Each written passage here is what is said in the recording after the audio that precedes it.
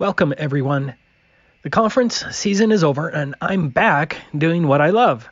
For this video, we're going to analyze some amazing new footage from Wide Awake taken off of the western coast of Florida. It's probably Wide Awake's best footage to date. The foundation of the flat Earth is observable, testable, and repeatable experiments that everyone can perform, and the Bible agrees. Prove all things, hold fast that which is good.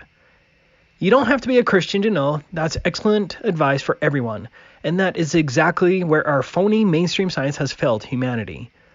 And that's what we're going to do today. Prove all things.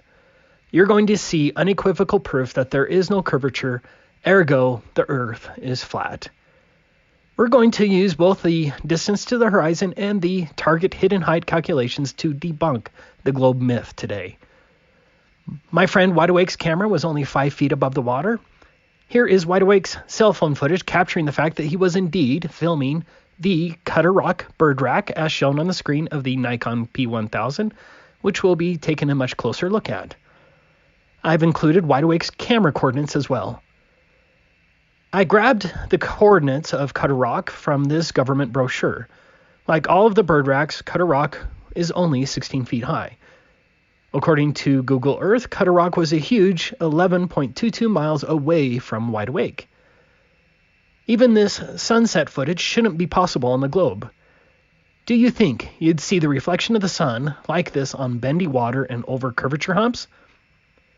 And we can also use the sunlight reflection on the water to mark the apparent horizon as well. But let's get to the evidence. Let's freeze the frame here. That is Cutter Rock on the left, a tiny boat on the right, and a closer boat in front. The footage is just awesome.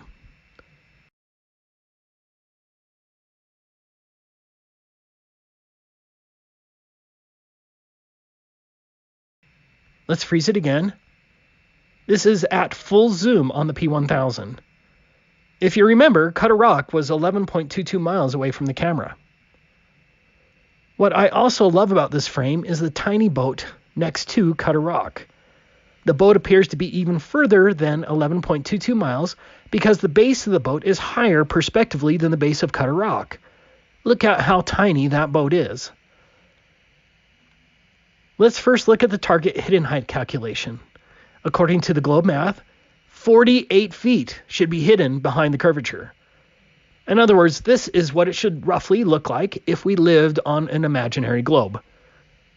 But we don't see that curvature hump in any manner, and there is no distortion accounting for selective curvature hopping mirages. But the globe horizon test is my favorite. Under the globe model, at an observation height of 5 feet, the horizon could not be further than a mere 2.7 miles. But the actual apparent horizon here is further than 12 miles. There's simply no way that this footage is possible on a globe.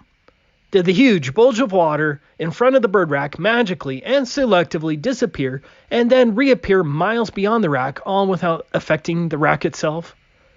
The globe claim is nonsense.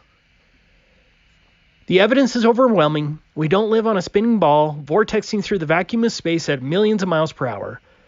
The Earth is flat and stationary. And the truth is the only way that we can all be free.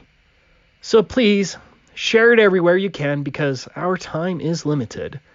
I don't think taboo conspiracy is going to be considered commercially viable. Thank you.